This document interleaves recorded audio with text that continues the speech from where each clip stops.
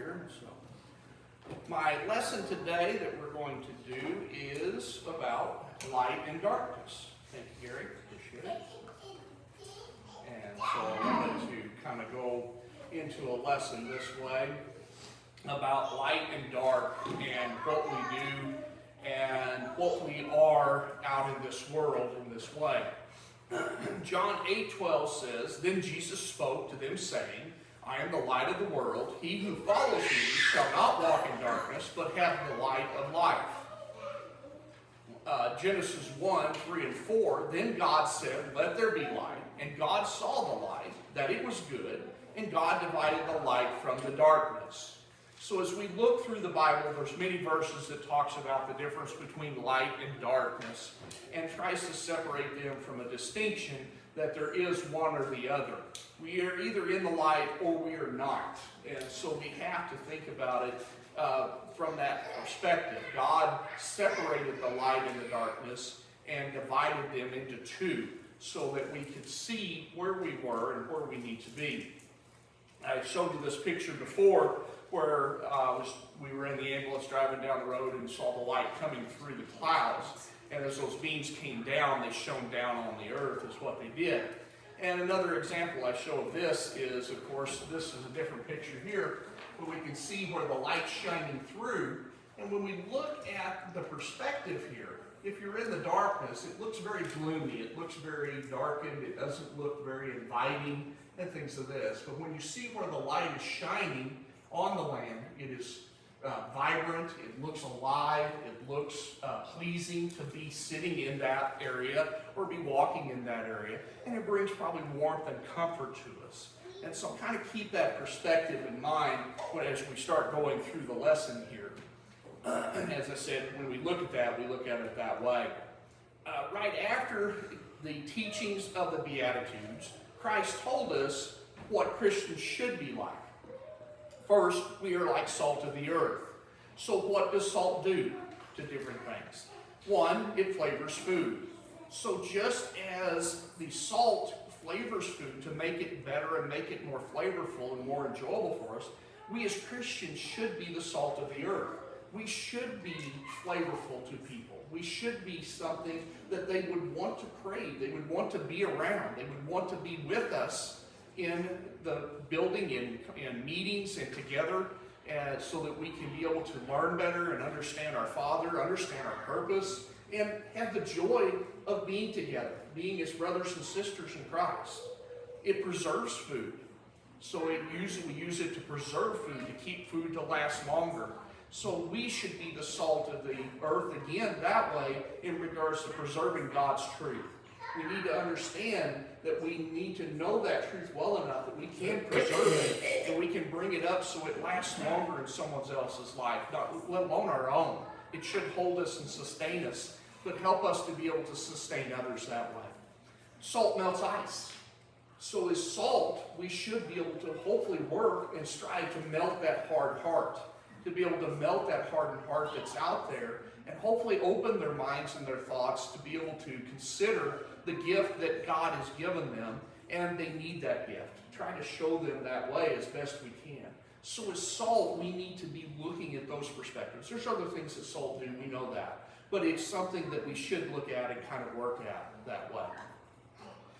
After that, Jesus told us we are to be the light as well. In verse 14, he said, "You are the light of the world. A city that is set on a hill, it cannot be hidden." Verse 15, "Nor do they light a lamp and put it under a basket, but on a lampstand, and it gives light to all who are in the house." It says, "Let your light so shine before men that they may see your good works and glorify your Father in heaven." So here he is giving us a commandment. He is telling us what we need to be and what we should be and the way we should be doing things. So as that city on the hill, I pray a lot of times and I ask about us being the church here to be that city on a hill. We are up on a hill here, physically, and we should be. Just as a city that can't be hidden up on a hill, not only is it a place that is able to be seen in the depths of their despair and their difficulty, but it should be welcoming and inviting as well. This is not a fortified place that we have to be able to have a password to get in.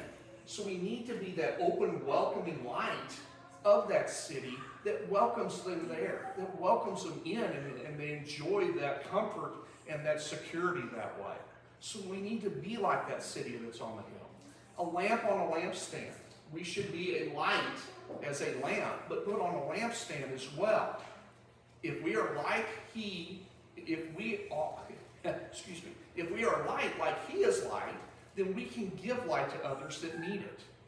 We won't shine as bright as God. We won't shine as bright as Christ. But we need to strive to be that light that starts them down that journey, that gives them that ability to see what it is and to shine out in our public areas so that we can do those things. We must not be hidden.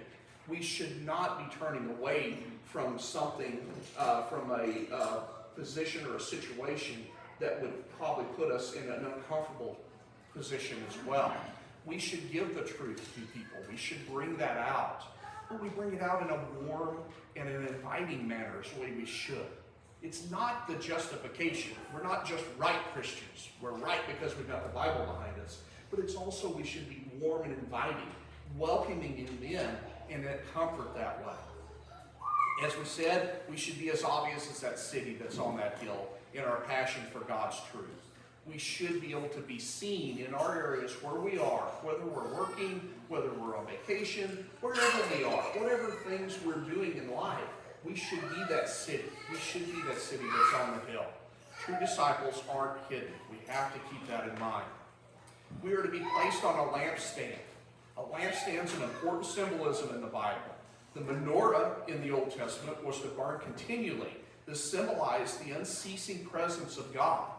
So if God is in us now, if we are the temple and God is in us, then we should be that symbolization as well. We should be that light. We should allow that light to shine through us as that city as well, to show that light to others. The light from the lampstand represented divine guidance and spiritual illumination as well.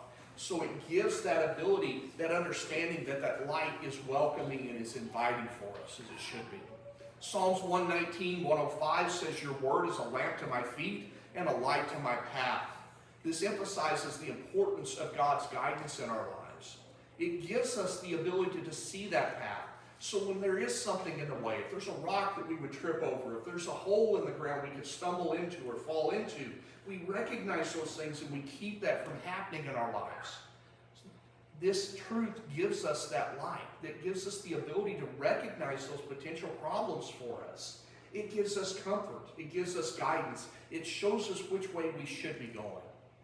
Just as the menorah was kept lit, God's word in us should be ever lit to demonstrate God's eternal vigilance, presence, and guidance in our lives. We need to continue to look at that from that standpoint. Matthew 6, 22 and 23, the lamp is the body of the body is the eye. If therefore your eye is good, your whole body will be. But if your eye is bad, your whole body will be full of darkness. If therefore the light that is in you is darkness, how great is the darkness? So why would Jesus call darkness light? He says it right here. If therefore the light that is in you is darkness, how great is that darkness? He's stressing to us the importance of this. When we look at the light of darkness, this is hostile. It's secretive. It's a violent action of his enemies, rooted in opposition of God's will. So this is a darkness. The light of darkness turns people away from God, unfortunately. If we're not careful, we can step into that. We have to be careful and look at it and watch that we are in the right way that we should be as well. The Sanhedrin came by night to take Jesus. They did this for a reason. They didn't come out in the wide open, in the public area, in the temple area to take him. They knew what the truth was. They knew what the strength was. So they came at night, just as Satan would do. Satan watches for those dark spots that we might accidentally wander into, and then he tempts us. And so they did the same thing. They came by night where it would be secretive. They could take him away quickly and easily that way. So to do things in darkness, those actions aren't easily seen. They can be coerced the way they want. and they can twist it the way they wanted to. So there was a purpose behind that. They knew the timing that they wanted to do. They didn't realize they were doing God's will at that time. They were still following God's will at that time. They weren't understanding that at all, but they were fulfilling what needed to be done. Exodus 34:30. So when Aaron and all the children of Israel saw Moses, behold, the skin of his face shone, and they were afraid to come near him. Being in the presence of our Father, his skin was so bright, and it scared the people to a certain amount. They didn't understand the spiritual aspect of what was happening here. And so we need to be that way as well. We need to strive in God's word and keep in his strength so that we can be able to be that light that needs to be there. We need to continue to think about that and consider what is going on. In 35 of Exodus, he said, and whenever the children of Israel saw the face of Moses and that skin of Moses' face shone, then Moses would put a veil on his face again until he went in to speak with him. So each time he went back in with God, his skin would shine so much that they would stare at him. And so he would cover it with a veil. We don't want to cover the truth. We don't want to cover the perfectness of God. We want to show that. We want to be that light that can be seen from far off. We want them to understand. When they look at us and say, why are you like you are? Let me tell you what he's done for me. Let me tell you the gift he's given to me. You know you can have that too. That can be yours. We need to be that light. We do not need a veil over us. We don't need to be hidden. Just like it says on the lamp put under a bushel. Why have it turned on in the first place if it was covered? It's to be put up front and up top where everybody can see it. It can show them comfort. It can give comfort and guidance that way. If we're in the light as he is, we will shine as well. Ephesians 5:8-13. For you were once darkness, but now you are in the light of the Lord. Walk as children of the light, for the fruit of the Spirit is in all goodness, righteousness, and truth. If we stay in that light, we will see those things. It will strengthen us. It will comfort us. It will guide us. Verse 10, finding out what is acceptable to the Lord, and having no fellowship with the unfruitful works of darkness, but rather expose them. For it is shameful even to speak of those things which are done by them in secret. But all things that are exposed are made manifest by the light. For whatever makes manifest is light. So as we shine the light of the truth of God in our lives, we can shine and see those darknesses. We can see those dark areas. We can show others the reason why those things are not right and not appropriate. And we become that example that they may have a light that brings them to the Father, that brings them to the Word as we need to. We need to understand and think about this. Back to John 8:12. Then Jesus spoke to them, saying, I am the light of the world, but he who follows me shall not walk in darkness, but have the light of life. So being in the light is a living in awareness of God's presence and truth, rejecting unfruitful works of darkness, and letting Christ's light shine through us. It allows us to be able to see that truth and see that purpose and guidance of what we are and what we should be. If you've noticed, I got a light turned on, and now it's not on. I don't know if you paid attention or not and saw that. It was kind of a thing to consider and think about. If we are distracted, we may lose that light. We may not see that light. That light can dim, unfortunately. If we get distracted by the things of the world, it can dim our light, is what it can do. And that's why I set it up here like this, so you can see it if you paid attention to the light going dim. If we trek through this journey of life, we can dim as well if we're not careful. We have to make sure that we keep in God's truth and keep in his understanding so that our light shines. We want our light to be able to shine. Again, if you look at this picture, if this is our journey, if this is our life's journey, where would you want to stay? Would you want to stay in the darkness where it's dismal, it's hard to see, it's difficult to navigate, it may be cold, it may be dreary? Or would you want to be on the meadow there where the light is shining? That would be a lot more enjoyable, wouldn't it? So if this is our life's journey from one side of this picture to the other, we need to stay in that light. We need to continually walk in that light and study that light and understand that light so much better so that we can be a help to others. As Peter was walking on the water, of course, it's recorded in Matthew, Mark, and John. As long as he kept his eye on Christ, which was the light, he didn't have any problems. But then he started looking at the darkness of the wind, the darkness of the waves, the sea. He started realizing, what am I doing here? You were doing what God told you to do. You were doing what Christ said for you to do. He asked him, if that is you, Christ, ask me to come out to you. And he said, come. But then he faltered. He took his eye off the light. He took his eye off the path that was set before him, and he began to sink, of course. Jesus pulled him back out, and then he had to tell him, "O ye of little faith." That light dimmed in him. When that light dimmed, he lost his way. We have to be careful that we don't turn back into Peter. As I've said before in the lessons of Peter, we want to be Simon. When Jesus praised him most of the time, he called him Simon. When he had to rebuke him or had to correct him, he called him Peter. We don't want to be Peter. We want to be Simon. It's what we want to be. We want to stay in that light and stay in that path. If that light's there, it's easy to see where to walk. It's easy to see how to walk. We just have to stay in it. We cannot walk in both light and darkness. You're either in the light or you're in the darkness. There is no in between. We can't tread the fence. We can't stay on the edge. You're either in one or the other. And if you're not in the light, you're in darkness. We have to understand this. We have to keep this in our thoughts constantly. And that's where, again, saying constantly in prayer with our Father.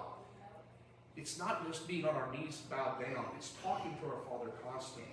Every moment we get, we should be talking to our Father and asking Him for that strength, asking for that guidance.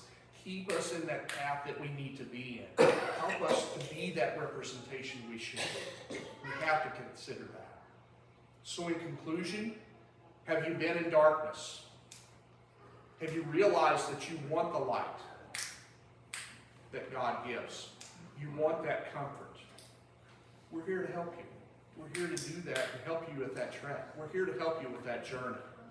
Have you turned back to the darkness and realized it really isn't where you want to be? It'll never be fulfilling. It'll constantly be a need in the darkness. If you're in a cave where there's no light, you're going to wander, and you're going to wander and wander, because you have no idea which direction is the right direction. If anybody's done cave tours, you can see that. And many times they'll take you deep in the cave, and then they turn all the lights out to show you what it looks like of total darkness. And it is. It's eerie that you can't even see your hand in front of your face. You want that light. You want to strive to come back to that light. We want you here with us. We want to continually strive to be in that light as well with you. We want to strengthen each other and exhort each other. If you have any needs, whatever they are, please come together as we stand and sing.